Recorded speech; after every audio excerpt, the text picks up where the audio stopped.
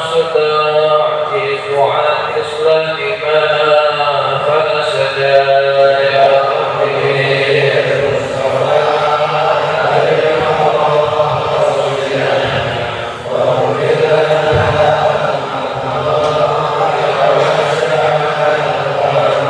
أنت الكريم وقد جهزت رياءني إلى آياتك وجها سائلا ويدا يا ربي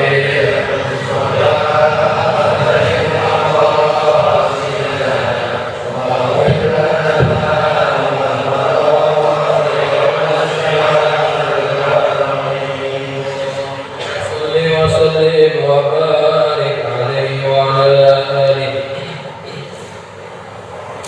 الفاتحة عليه إلى الله يفتح علينا فتوح العارفين ويفقهنا وإياكم في الدين ويرزقنا تمام الإخلاص واليقين.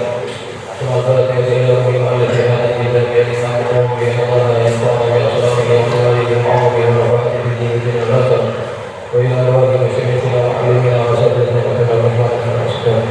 والله كريم وشافي عليكم وكريم سيد التفسير وتجيب شكرني والله كريم يسمع وكريم وشافي على وشافي وأن يقيل لنا وتاتي ما صنعه المعاني المعروف والمعاني في الدين والدنيا والآخرة وإلى أمة النبي المصطفى محمد صلى الله عليه وسلم. الفاتحة.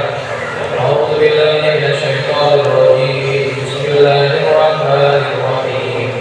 الحمد لله رب العالمين الرحمن الرحيم مالك يوم الدين إياك نعبد وإياك نستعين اهدنا الصراط المستقيم صراط الذين أنعمت عليهم غير المغضوب عليهم ولا الضالين.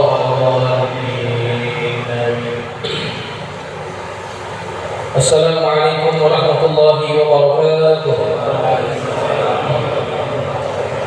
الحمد لله رب العالمين وبه نستعين على أمور الدنيا والدين والصلاة والسلام على أشرف المرسلين سيدنا مولانا محمد وعلى آله وأصحابه أجمعين.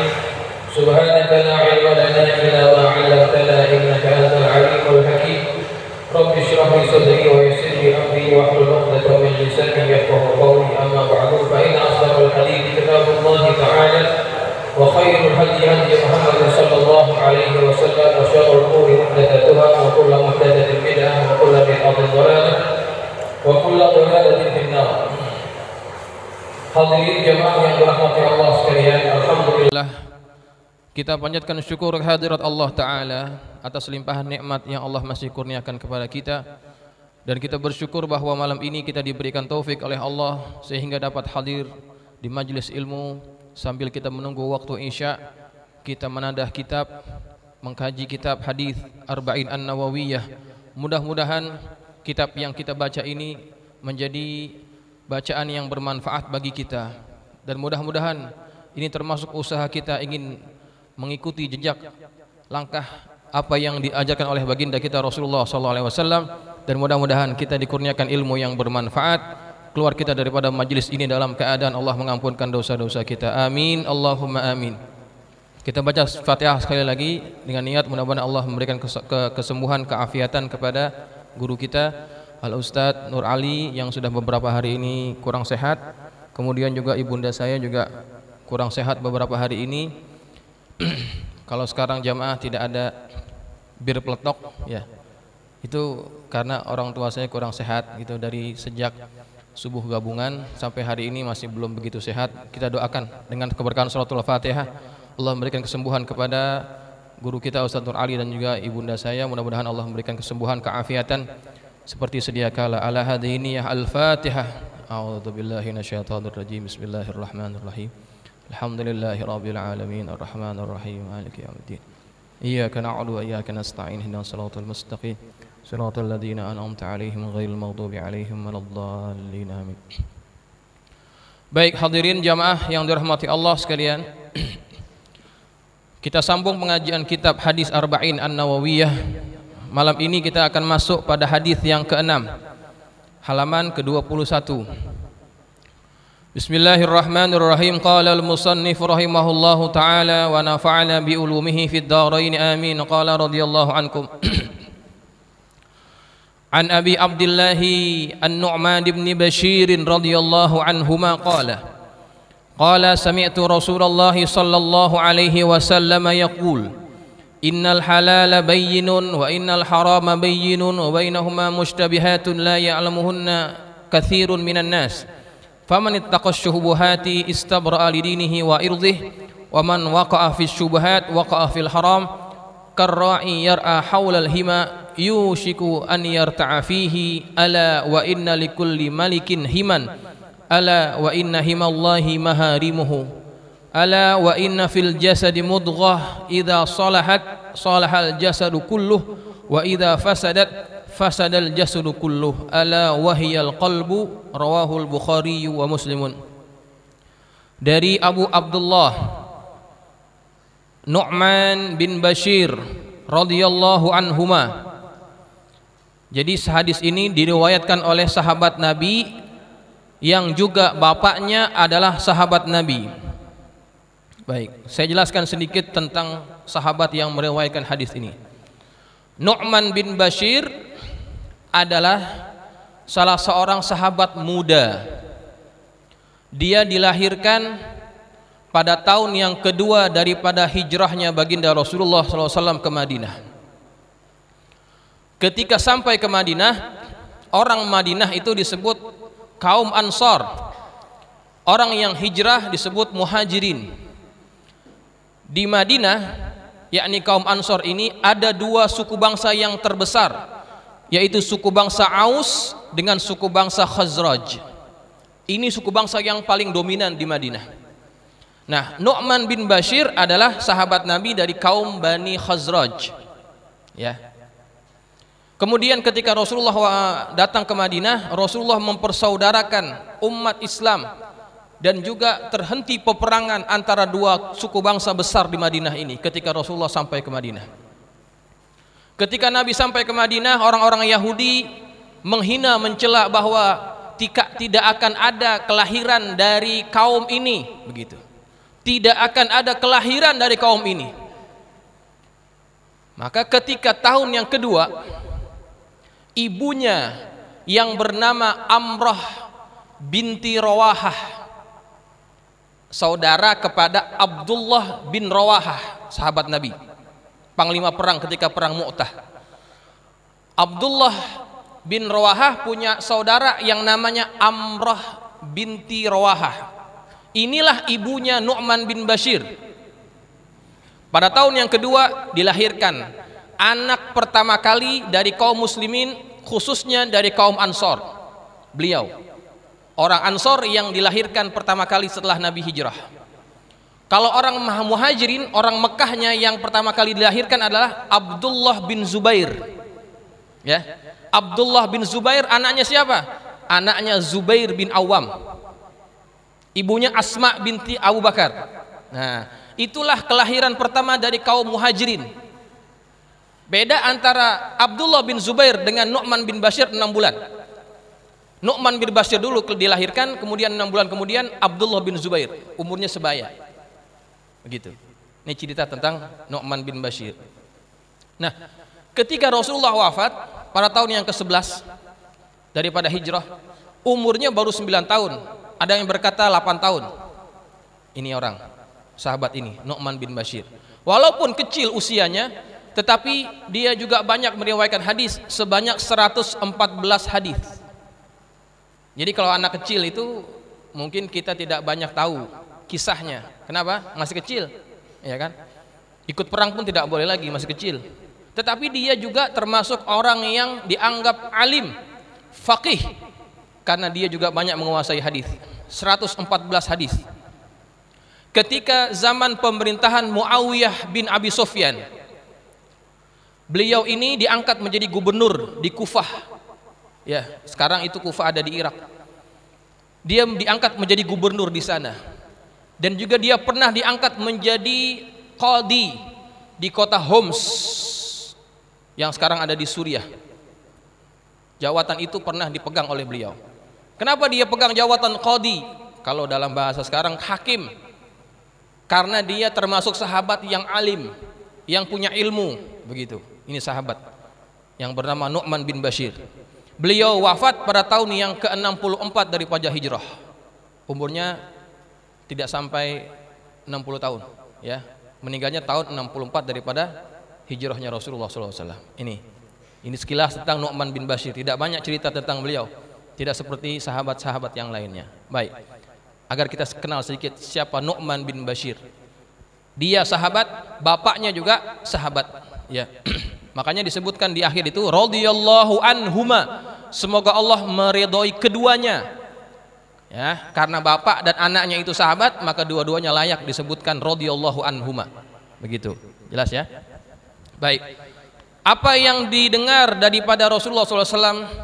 Kata dia, aku mendengar Rasulullah SAW bersabda, innal halala bayyinun, sesungguhnya yang halal itu jelas, wal harama wa innal harama bayyinun, dan sesungguhnya yang haram juga jelas, wa bainahuma mushtabihatun, dan di antara keduanya ada perkara-perkara syubhat atau samar-samar, la ya'lamuhunna katsirun minan nas, yang tidak diketahui status hukumnya oleh kebanyakan manusia. Nah, ini kata Rasulullah SAW, sesungguhnya yang halal itu jelas, yang haram juga jelas, tengah-tengahnya mustabihat, perkara-perkara syubhat. Kita mesti ingat, bukan berarti syubhat itu, majuan dikit dah. Ada yang baru datang tuh, silakan majuan dikit. Biar yang baru datang bisa duduk dengan lebih leluasa, ya. Ini yang kecil-kecil di depan nih, yang ini remaja, maju ke depan lagi. Baik, halal jelas. Contohnya apa? Makan nasi, makan roti, minum air, itu jelas. Haram jelas, arak, judi, zina, jelas. Tengah-tengahnya syubhat. Jadi apakah syubhat itu hukum baru? Bukan berarti hukum baru, ya. Karena tidak ada hukum syubhat. Yang ada halal, haram, mubah, makruh, ya kan? Itu aja, tidak ada syubhat. Nah, disebutkan syubhat ini adalah ada perkara-perkara yang samar-samar hukumnya, yang tidak semua manusia mengetahuinya. Walaupun begitu ada hukumnya. Siapa yang mengetahui? Orang-orang yang memiliki ilmu. Mereka yang tahu tentang hukum tersebut, yang mendalam ilmunya, maka mereka tahu hukumnya. Maka bagi orang awam ada beberapa perkara-perkara yang kita tidak tahu perkara itu halal atau haram, gitu ya. Kalau kita jatuh pada pilihan ini halal atau ini haram, kita tidak tahu hukumnya, bukan karena tidak ada hukumnya, ada hukumnya, tapi kita tidak tahu yang mana hukumnya halal ataupun haram ini. Nah, kalau kita jatuh pada pilihan seperti itu, apa yang harus kita lakukan? Disebutkan oleh hadis ini, panduan daripada Rasulullah SAW. Famanittaqash syubuhati istabra'a lidinihi wa irdih. Barang siapa berhati-hati dalam perkara syubhat, maka dia telah menyelamatkan agama dan kehormatan dirinya. Nih panduan. Kalau kita dihadapkan pada perkara yang tidak jelas hukumnya, maka Nabi kasih panduan untuk kita. Apa yang perlu kita buat? Tinggalkan. Kalau kita tidak tahu, lebih baik tinggalkan. Itu berarti kita telah menyelamatkan agama kita dan kehormatan kita. Waman waqa'a fis syubhat waqa'a fil haram. Dan barang siapa yang terjerumus ke dalam perkara syubhat, maka dikhawatirkan dia terjerumus ke dalam perkara yang haram. Karra'i yar'a haulal hima. Digambarkan perumpamaannya oleh Nabi seperti seorang penggembala yang menggembala di sekitar daerah larangan. Yushiku an yarta'a fihi, yang dikhawatirkan hewan gembalaannya itu akan masuk makan di tempat yang dilarang itu. Ala wa inna likulli malikin himan, ketahuilah sesungguhnya setiap raja memiliki larangan. Wa inna himallahi maharimuhu, dan sesungguhnya perkara-perkara yang dilarang oleh Allah itu adalah perkara-perkara larangan Allah itu adalah hal-hal yang diharamkan oleh Allah Subhanahu wa taala. Hadirin jamaah sekalian yang dirahmati Allah, Al-Imam Ibnul Munzir beliau membagikan beberapa syubhat kepada tiga, ya. Beliau membagikan perkara syubhat kepada tiga. Kata beliau, yang pertama, syai'un ya'lamuhul mar'u haraman, sesuatu yang diketahui hukumnya oleh seseorang itu hukumnya adalah haram. Tsumma yashukku fihi, kemudian dia ragu-ragu pada hukum benda tersebut. Hal huwa baqin ala hillihi amla, apakah tetap hukumnya haram ataupun sudah berubah menjadi halal gitu. Maka kalau kita terjatuh pada perkara ini, dia tahu benda itu haram, kemudian tiba-tiba dia ragu, ini masih haram atau sudah berubah jadi halal ya. Nah, kalau ragu seperti itu, samar-samar hukumnya, kata beliau, fala yahillul iqdam alaihi illa biyaqin, maka dia tidak boleh memilih sesuatu itu kecuali dengan adanya keyakinan. Contohnya bagaimana? Disebutkan di sini, kasyataini zabaha ataupun zubiha, seperti 2 ekor kambing. Zabaha ihdahuma, yang telah disembelih salah satunya. Ada 2 ekor kambing, yang satu ini disembelih, yang satu bangkai. Bangkai. Apa hukumnya bangkai? Apa hukumnya bangkai? Haram. Dua-duanya sudah disembelih sama persis. Pada hukum asal kita makan bangkai, apa hukumnya? Apa hukumnya? Ini ada bangkai, kemudian disembelih di sebelahnya itu kambing gitu ya. Yang satu bangkai, yang satu sudah disembelih. Kemudian kita nggak tahu, tiba-tiba kambing ini sudah sudah disiangin gitu ya. Udah disiangin, udah dikulitin. Lah, kan sama kejadiannya, sama bentuknya ya. Lah, ketika kita datang lagi, ini mana yang satu nih, yang tadi disembelih, mana yang bangkai tadi? Nggak tahu ya, ragu-ragu kan, ragu-ragu kita jadinya. Nah, kalau kita ragu pada perkara tersebut, maka kita tidak boleh memakannya kecuali kita ada keyakinan. Yang lebih aman bagaimana? Yang lebih aman adalah kita tinggalkan, gitu ya, kita tinggalkan. Sebaliknya, ini yang kedua, wa aksuhu an yakuna syai' halalan, sebaliknya, sesuatu itu kita tahu hukumnya adalah halal, fayashukku fi tahrimihi, dia ragu akan keharamannya. Contoh, kazaujati yashukku fi talaqiha, seperti seorang perempuan, seorang wanita, seorang istri yang dia ragu dia sudah ditalak ataupun belum gitu. Hukum asal wanita ataupun istri itu adalah halal, ya kan? Berantem, cekcok, kemudian dia terdengar dari suara suaminya ada seperti perkataan yang suaminya itu menceraikan dia, tapi dia masih ragu-ragu gitu. Asalnya dia kan halal, istri kepada suaminya, kemudian tiba-tiba dia terdengar suara-suara yang seolah-olah itu menunjukkan bahwa suaminya itu menceraikan dia. Maka kalau soalnya seperti ini, asalnya halal, kemudian dia ragu-ragu apa dia sudah ditolak ataupun belum, maka yang perlu kita ambil dalam hal ini apa? Kita ambil yang yakin. Yang yakinnya apa?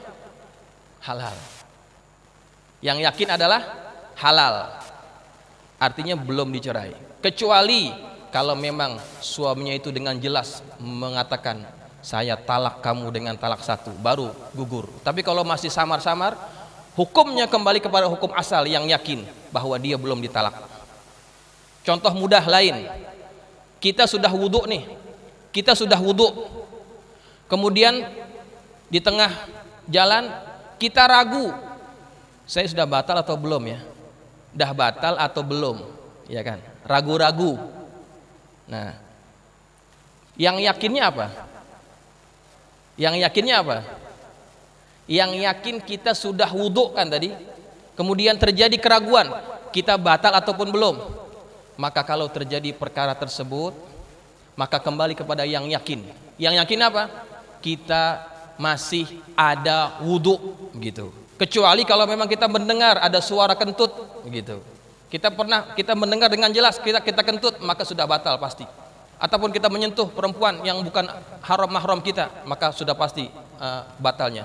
Tapi kalau masih ragu-ragu, dah batal ataupun belum, maka yang yakin adalah belum batal. Nih, ini mustabihat yang kedua, keraguan-raguan kesamaran yang kedua, gitu, ya. Kalau asalnya halal, kemudian timbul keraguan-raguan apakah halal ataupun haram, maka kembali kepada yang yakin apa? Halal. Jelas? Ya, masih bingung kelihatannya. Kemudian yang ketiga, tadi yang kedua, ya. Yang ketiga, wa syai'un yashukku fi hurmatihi au hillihi 'ala sawa. Sesuatu yang diragukan keharamannya dan kehalalannya itu sama-sama ragu-ragunya. Yang tadi kan yang lebih ragu yang haram yang pertama, yang kedua yang lebih ragu yang halal. Yang ketiga ini sama-sama ragunya. Dia tidak tahu yang mana satu, sama-sama ragu. Maka kalau kita ragu pada hukum tertentu, maka yang terbaik adalah meninggalkan, jangan melakukan perkara yang diragukan tadi. Contohnya adalah hadis Rasulullah SAW. Nabi kita Muhammad SAW waktu itu dia mendapati di rumahnya ada sebutir kurma. Nabi rumahnya bukan seperti rumah kita yang setiap hari pasti ada makanan. Rumah Nabi, kata Aisyah, tidak pernah 3 hari berturut-turut rumahku itu berasap dapurnya. Maka satu hari Nabi menjumpai di rumahnya itu, di atas tikarnya ada sebutir kurma. Itu sangat berharga bagi Nabi. Ketika akan diambil kurma tersebut, Nabi kita Muhammad SAW ragu-ragu, ini kurma hadiah ataupun kurma sedekah. Ya. Ini kurma hadiah apa kurma sedekah? Bagi Nabi, sodakoh itu apa hukumnya? Boleh dimakan nggak? Bagi Nabi sodakoh itu haram dimakan. Tidak boleh Nabi makan sodakoh. Kalau hadiah, kalau hibah, Nabi boleh makan. Tapi kalau sodakoh, Nabi tidak akan pernah makan. Karena sodakoh itu adalah kotoran harta, kotoran daripada harta manusia. Maka tidak layak bagi Nabi itu mengambil sodakoh. Makanya hari ini kita masih pegang satu hukum, kalau ahlul bait itu diharamkan menerima apa? Zakat, tidak boleh, ya. Nabi memang dia mengharamkan dirinya berdasarkan petunjuk daripada Allah untuk mengambil sodakoh. Ketika Nabi ambil korma tersebut, Nabi ragu-ragu, ini korma hadiah apa korma sedekah? Nah, sama-sama antara haram dengan halal. Maka kalau kita berada pada keadaan seperti ini, contohi Nabi. Apa yang Nabi lakukan? Nabi tidak jadi memakan, ya kan? Walaupun ada kemungkinan itu korma sedekah, walaupun kemungkinan korma itu adalah korma hadiah, tapi Nabi tidak berani makan karena ada unsur keraguan-raguan di situ. Tinggalkan, ya, begitu, ya. Tapi kalau memang sudah jelas-jelas haram, jangan dimakan, jangan diambil, begitu. Ya, kalau kita kan enggak ya, jangankan yang ragu-ragu, yang samar-samar, yang haram kita embat, gitu. Ya. Yang haram kita ambil. Makanan kita nggak tahu punya siapa, kita main masukin aja gitu. Nggak tahu dah tuh haram atau halal, nggak apa-apa dah, yang penting kenyang gitu ya. Hati-hati itu.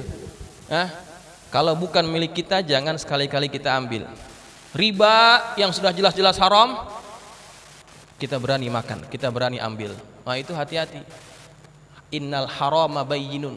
Yang haram itu sudah jelas. Yang perlu, jangankan yang haram, yang syubhat Nabi suruh tinggalin.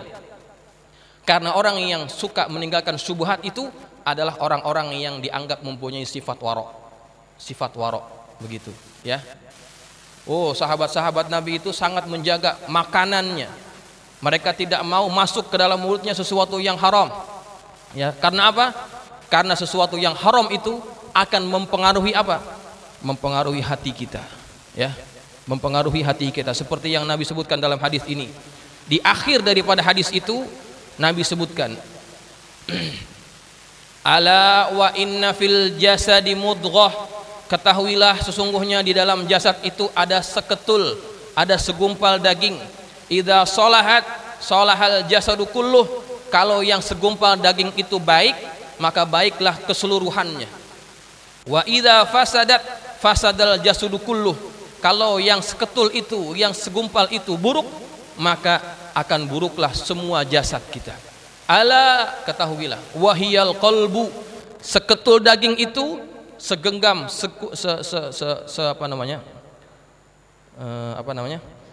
segumpal daging itu adalah qalb, hati. Nah, ada kaitan antara makanan dengan hati. Setiap yang kita makan mempengaruhi hati. Ketika hati ini tidak baik, maka yang keluar daripada anggota tubuh kita, baik itu mulut kita, baik itu penglihatan kita, baik itu tangan dan kaki kita, semuanya akan yang keluar mengarah kepada yang haram. Begitu. Maka hati-hati. Makanan sangat berpengaruh terhadap hati, dan ketika hati baik semua akan jadi baik, ketika hati buruk semua akan jadi buruk. Sahabat Nabi kita Muhammad SAW, Masya Allah, Sayyiduna Abu Bakar As-Siddiq, waktu itu dia punya seorang budak. Yang budak ini biasanya dia nyetor ke Abu Bakar.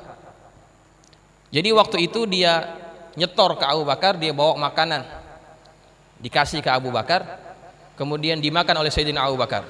Dimakan, udah masuk mulutnya. Kemudian ditanya oleh Sayyidina Abu Bakar, kamu dapat makanan ini dari mana? Tadi saya ketemu sama orang, sudah lama saya tidak jumpa dengan dia, ketemu lagi tadi. Nah, ketika dia sampai ketemu saya, dia kasih saya makanan, kasih saya duit, kemudian duit itu saya kasih saya beli makanan. Duit untuk apa? Jadi dulu orang ini pernah minta diramal oleh saya, minta diramal.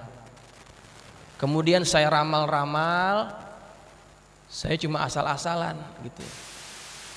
Rupa-rupanya betul, jadi ya dukun-dukun bohong-bohongan gitu ya. Ya. Tetapi yang dia katakan itu betul-betul kejadian. Nah, ketika dia jumpa saya, dia berterima kasih. Gara-gara kamu waktu itu bilang begitu, saya ikutin hasil gitu. Nah, ini saya kasih ini komisinya gitu. Ya. Komisi dari apa tuh? Komisi dari hasil jadi dukun palsu gitu. Jadi dukun beneran aja haram, apalagi jadi dukun palsu. Udah jadi dukun bohong lagi, ya kan? Diambil duitnya, saya beli makanan, nih saya beliin, saya kasih engkau. Ketika dia mendengar, Abu Bakar mendengar itu duit hasil dari upah dia jadi dukun palsu, langsung itu makanan yang sudah masuk ke mulutnya dimuntahkan lagi.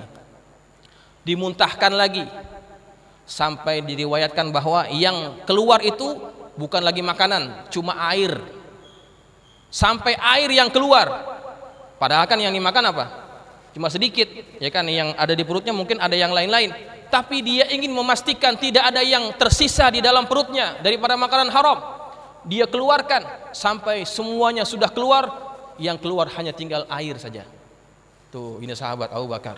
Karena dia tidak mau ada yang masuk ke dalam mulutnya itu adalah makanan-makanan yang haram gitu. Karena makanan yang haram akan mempengaruhi seseorang di mata Allah Subhanahu wa taala.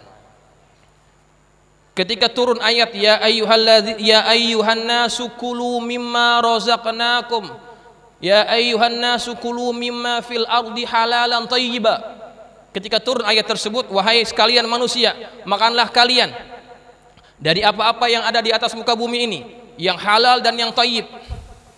Kemudian ketika turun ayat tersebut, berdiri seorang sahabat yang bernama Sa'ad bin Abi Waqqas. Ya Rasulullah, ud'ullaha an yaj'alani mustajabat da'wah.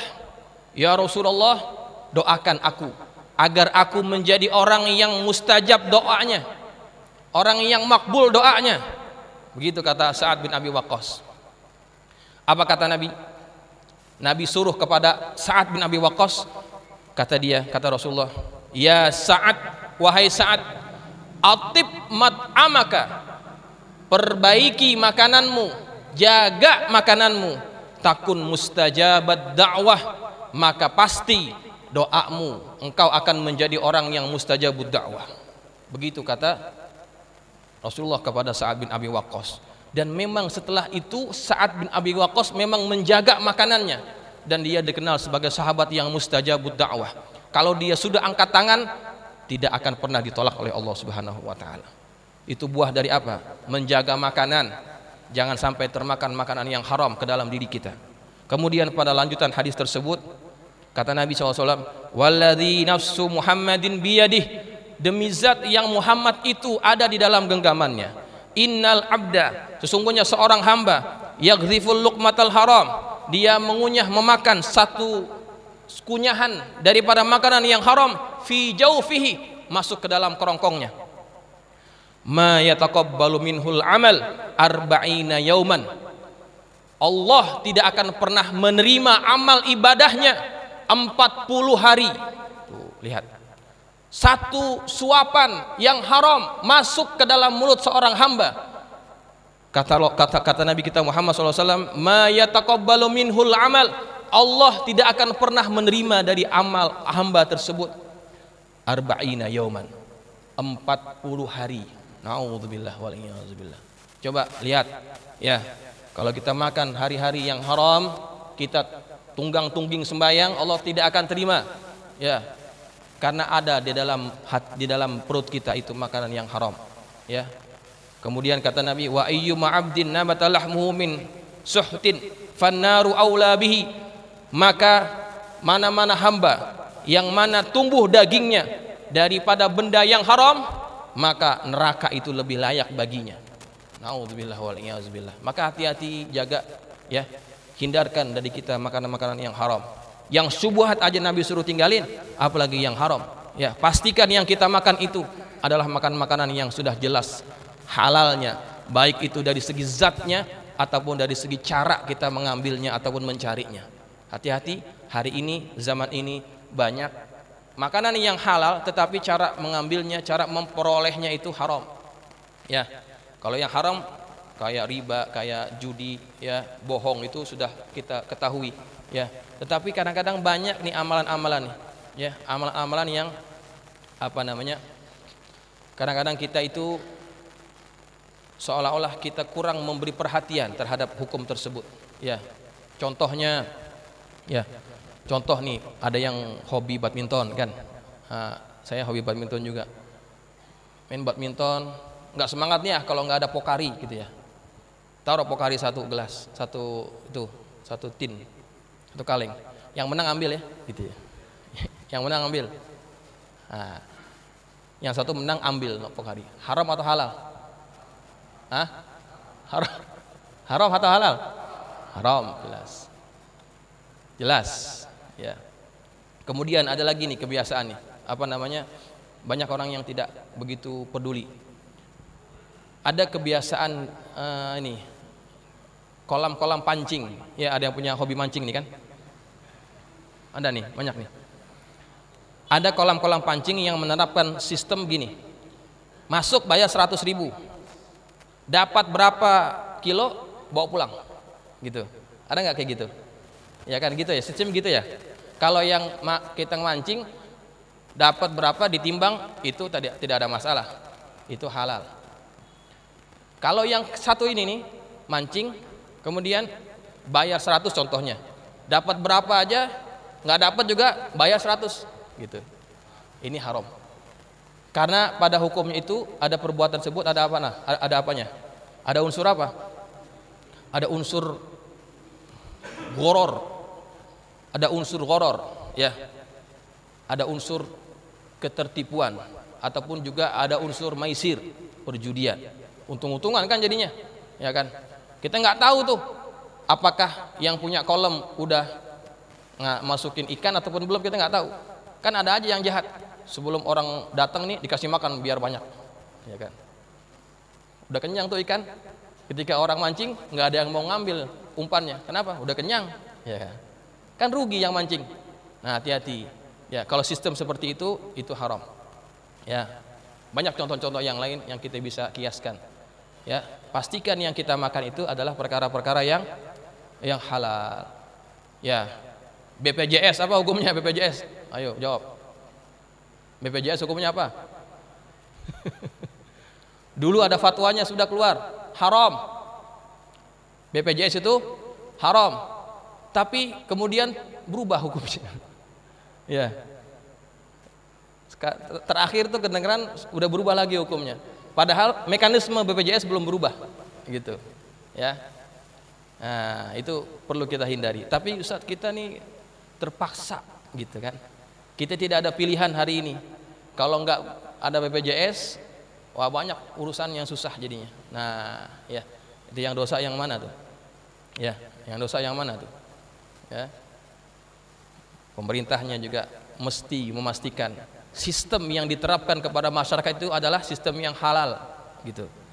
BPJS kenapa rugi? Kenapa rugi? Ya, diantaranya mungkin antara sistem yang diterapkan itu tidak mengikuti hukum yang patuh syariah. Ketika hukumnya mengikut hukum syariah, maka akan dihindari kerugian untuk salah satu pihak, gitu ya. Nah, begitu. Nah, jadi banyak perkara-perkara dalam hidup kita, muamalah itu yang sebetulnya hukumnya haram, tapi kita tidak tahu. Ya, kita tidak tahu. Contohnya nih, contoh lain. Kita minjem duit sama orang.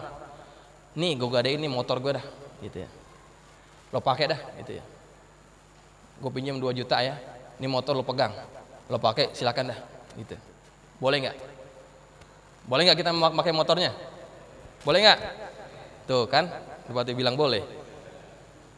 Padahal haram. Kullu qardin jarra naf'an fahuwa riba. Itu hadisnya jelas. Kullu qardin jarra naf'an fahuwa riba. Setiap pinjaman yang dapat manfaatnya, maka itu adalah riba. Dia minjam sama kita 2 juta. Digadein motornya, lo pakai dah. Emang sudah ada izin daripada si pemilik, ya kan? Tapi ada manfaat yang kita dapat dari pinjaman yang kita berikan kepada dia, maka itu adalah riba. Oh, hati-hati. Kullu qardin jarra naf'an fahuwa riba. Kaidahnya jelas. Makanya Al-Imam Abu Hanifah ketika ada orang yang meminjam kepada dia duit, kemudian satu hari dia lewat di depan rumahnya. Dia lewat di depan rumah orang tersebut, waktu itu panas terik. Kebetulan rumahnya agak tinggi, ada teduhan, ada bayang-bayang, ya kan? Yang paling enak kan kalau lagi panas-panasan, jalan-jalan di mana? Di tempat yang ada bayang-bayangnya kan? Ya. Tapi Imam Abu Hanifah mengetahui itu rumah yang dia pinjamin duit. Dia nggak mau lewat di situ, di bayangan rumahnya. Takut itu merupakan satu bagian daripada manfaat yang dia dapat dari pinjaman yang diberikan kepada orang tersebut. Tuh, liatin. Banyak gak di antara kita yang jatuh kepada perbuatan haram? Kita ambil manfaat-manfaat dari pinjaman itu yang sebetulnya itu adalah haram. Nah, coba hati-hati ya. Semuanya hampir katakan tadi boleh. Gimana tuh? Ya. Nah, ini itu ada kaidah yang jelas daripada hadis Rasulullah. Kullu qardin jarra naf'an fahuwa riba. Setiap pinjaman yang ada manfaatnya itu adalah riba. Kalau memang kita ingin pinjamin duit, dia gadain ataupun dia jaminkan kendaraannya, ya udah jaga aja, ya jaga aja. Karena banyak tuh di kampung-kampung ya, di kampung-kampung pinjam duit, kemudian digadain apa tanahnya akhirnya digarap sama yang pinjamin duit. Nah itu juga banyak terjadi di kampung-kampung. Itu riba, haram hukumnya. Jelas? Jelas ya? Oke, sudah masuk Isya. Oke, silakan kalau ada yang ingin bertanya.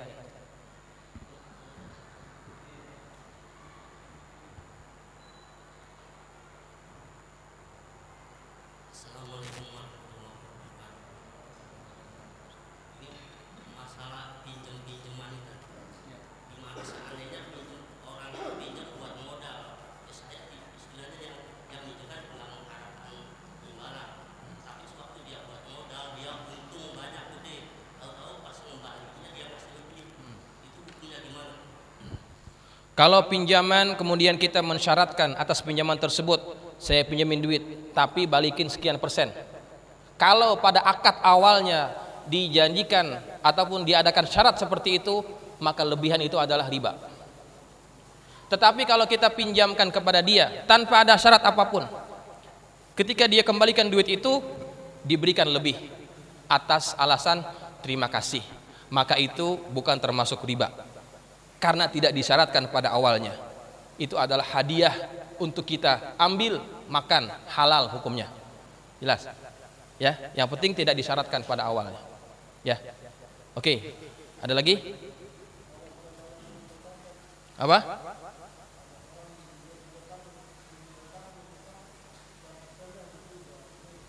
Nah, kalau ada orang minjem duit pada kita, kemudian dia janjikan kepada kita, "Ji, ya, yang minjemin kitanya ataupun dianya?"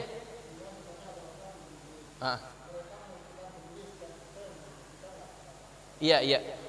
Iya. Ada orang minjem sama kita, kemudian dia itu janjikan kepada kita, kita nggak minta, dia yang kasih, "Ji, pinjemin duit sama saya 10 juta, ntar saya kasih 2,5%, ya kan? Maka itu juga jangan kita jangan kita setujui, ya. Kalau memang ingin kasih aja dah, nggak usah pakai janji-janji begitu, nggak usah pakai syarat-syarat seperti itu. Ambil. Memang kalau misalkan nanti dia untung, itu terserah kepada dia. Kita tidak mewajibkan untuk memberikan pulangan lebih dari pinjaman yang kita berikan kepada dia. Kalau misalkan dia memberikan, saya kasih 2,5%, kita iya dah gitu. Nah itu jadi setuju namanya. Ya, gitu. Kita mesti jelas, nggak usah pakai gitu-gituan, pinjam aja pakai, gitu ya. Kalau misalkan dia lebihin, ambil, itu sebagai hadiah. Jelas nih? Ya. Ustaz, ya. Bedanya bank syariah sama bank biasa gimana Ustaz? Perbedaan bank syariah dengan bank biasa pada akadnya, ya, pada akadnya. Kalau di bank konvensional itu biasanya kalau orang pinjam duit, ya akadnya pinjam meminjam, qard, ya, akadnya pinjam meminjam. Tapi kalau misalkan di bank syariah, ya, itu akadnya akan berbeda, bukan pinjam meminjam. Walaupun dari segi bunga, ya, kadang-kadang wah sama aja bunganya, sama ada juga. Yang membedakan akadnya, itu. Contohnya biar mudah. Kalau kita beli mobil, kita pakai banknya bank konvensional, bank BCA contohnya. Nah, kemudian disetujui oleh bank, maka bank memberikan pinjaman duit kepada kita. Duit itu kita gunakan untuk bayar kepada dealer, ya kan? Nanti kita nyicil kepada bank. Jadi yang kita cicil itu adalah pinjaman, makanya akadnya pinjaman, gitu. Maka setiap pinjaman yang ada lebihan, ada manfaat, itu adalah riba. Nah, tetapi kalau dalam bank syariah, akadnya tidak seperti itu. Kalau kita ingin beli mobil contohnya, oke, bank konvensional akan dia akan datangi ataupun cek dealernya, ya, ataupun dia kontak dealernya, berapa mobilnya? Sekian 100 juta. Oke. Mobil itu dibeli oleh siapa? Dibeli oleh bank. Mobil itu dibeli sepenuhnya menjadi milik bank. Oke, ketika sudah jadi milik bank, bank ingin jual berapa aja, boleh nggak? Boleh. Misalkan dia beli daripada dealer 150 juta. Kemudian dia jual lagi sama kita 200 juta. Walaupun dengan cara cicilan, jadi total-totalnya 200 juta contohnya. Boleh nggak dia lebihin begitu? Boleh, karena akadnya adalah jual beli. Gitu. Berbeda, ya. Walaupun dari segi mungkin bank bunga dan sebagainya hampir-hampir sama ataupun bahkan lebih, tetapi akadnya yang membedakan. Yang satu mungkin akadnya adalah pinjam meminjam, yang satu jual beli. Kalau jual beli terserah mau dijual berapa kek, ya kan? Itu tidak ada masalah. Jelas sampai sini. Itu perbedaan. Ya. Jadi ada perbedaan antara dua bank itu, ya. Jelas nih? Oke ya. Saya cukup ya. Ada lagi? Cukup ya? Ada lagi? Ya. Pakai itu dong. Nah, biar kedengeran. Assalamualaikum warahmatullahi wabarakatuh. Waalaikumsalam. Ada mau nanya Ustaz masalah ini kan teman pinjamin motor Ustaz. Jadi kita pinjamin 2 juta gitu. Tapi yang punya motor nih aneh dikasih buat ojek aja begitu Ustaz. Nah, itu diharamkan nggak? Nah, ada yang kedua nih Ustaz. Ini masalah bansos Ustaz. Kan aneh kan diamanatin. Nah, di mana kan satu orang dapat satu, terus aneh pecah 2. Itu bagaimana Ustaz? Assalamualaikum warahmatullahi wabarakatuh. Pertanyaan pertama itu sudah dijawab tadi sama contoh saya. Orang minjem 2 juta, dia nitipin motor, lo pakai dah buat ngojek, buat apa terserah, ya kan? Setiap pinjaman yang ada manfaatnya walaupun diizinkan oleh yang meminjam duit itu adalah itu adalah riba, ya, nggak usah, ya, haram. Satu lagi, bansos satu dipecah-pecah, ya kan? Bansosnya satu nih, mungkin satu RT buat 40 orang, tapi yang minta banyak, ya kan? Yang minta banyak dipecah jadi 80, boleh nggak? Kalau begitu, kalau memang sudah ditentukan untuknya, miliknya, maka kita mesti mengambil ridho, minta ridho daripada yang sudah ditentukan tadi. Minta dulu ridhonya, kalau dia nggak ridho gimana? Nah, main pecah-pecahin aja. Kalau dia nggak ridho bagaimana? Itu hak dia tuh, ya kan? Itu hak dia. Maka tanya dulu. Makanya kumpulin, ya RT ini kumpulin. Nih yang dapat nih list-listnya, setuju nggak kalau kita pecah-pecah nih, biar kebagian semua. Insya Allah setuju, ya kan? Insya Allah setuju. Apalagi Bang Ipin yang bilang begitu. Ya. Tapi jangan main motong-motong aja, itu hak dia, gitu ya. Kalau dia nggak ridho nggak boleh, ya. Jelas? Ya. Oke. Assalamualaikum warahmatullahi wabarakatuh. Waalaikumsalam. Ustaz, izin tanya. Tadi kan masalah Ustaz ceritakan tentang orang bank syariah, ada yang meminjam ke bank syariah dengan berbentuk benda. Misalnya beli mobil, orang bank langsung membelikan dan orang bank menjual ke orang itu secara harga. Sekarang jadi pertanyaan saya, Ustaz, bagaimana orang yang meminjam langsung uang ke bank itu bayarnya nyicil tapi berbunga? Itu di bank mana? Bank syariah? Syariah. Pasti ada bunga, Ustaz. Nggak mungkin kita pinjam 200 juta, nggak mungkin bayarnya 200 juta, Ustaz. Bukan, namanya nggak mungkin bunga. Bahasanya tidak mungkin bunga, ya. Mungkin harga mobilnya itu asalnya adalah 150 dari dealer, dijual oleh dia dengan tambahan-tambahan itu, misalkan setelah dipecah-pecahkan setiap bulan kamu kena bayar sekian, itu ya. Totalnya 200 juta. Itu bukan namanya bukan bunga, ya. Lebihan itu adalah keuntungan yang dijual, yang diambil oleh siapa? Oleh yang menjual barang tersebut, yaitu bank. Bukan bunga, istilahnya tidak tepat, ya. Oh, minjem uang. Kalau minjem uang tadi bilangnya tadi minjem beli mobil, gimana sih?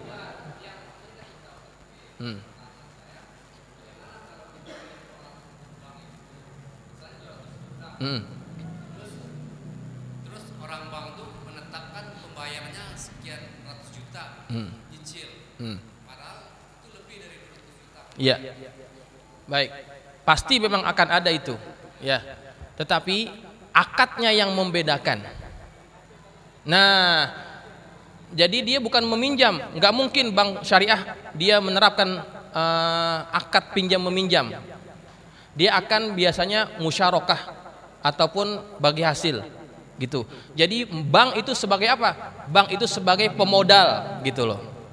Ya kalau pemodal kan dia berhak dapat apa? Dapat bagi hasil kan? Nah begitu. Akadnya pasti bukan pinjam meminjam, tetapi apa? Tetapi dia adalah mungkin musyarakah gitu ya. Apa namanya? Saham, simpanan gitu, bukan simpanan. Ya musyarakah apa namanya? Kongsi gitu ya. Dia bank itu menjadi pemodal bagi kita gitu ya. Nanti dari situ dia berhak mendapatkan bagi hasil gitu. Akadnya tidak mungkin sama.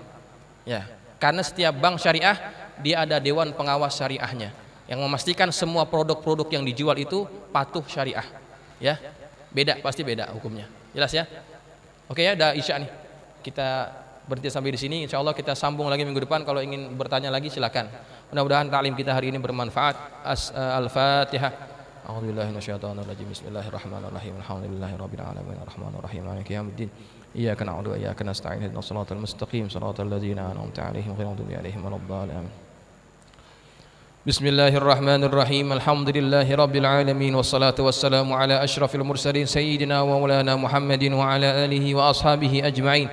اللهم انفعنا بما علمتنا وعلمنا ما ينفعنا اللهم زدنا ولا تنكسنا وأكرمنا ولا تهنا واعتنا ولا تحرمنا وآثرنا ولا تؤثر علينا وأرضنا وارض عنا اللهم إنا نسألك بحق فاطمة وأبيها وبعلها وبنيها افتح علينا وعلى أولادنا وتلاميذنا فتوح العارفين فقهنا وإياكم في الدين وارزقنا كمال الإخلاص واليقين اللهم ارزقنا فهم النبيين وحفظ المرسلين وإلهام الملائكة المقربين برحمتك يا أرحم الراحمين اللهم اجعلنا من الذين يستمعون القول فيتبعون أحسنه وصلى الله على سيدنا محمد وعلى آله وصحبه وسلم الحمد لله رب العالمين السلام عليكم ورحمة الله وبركاته.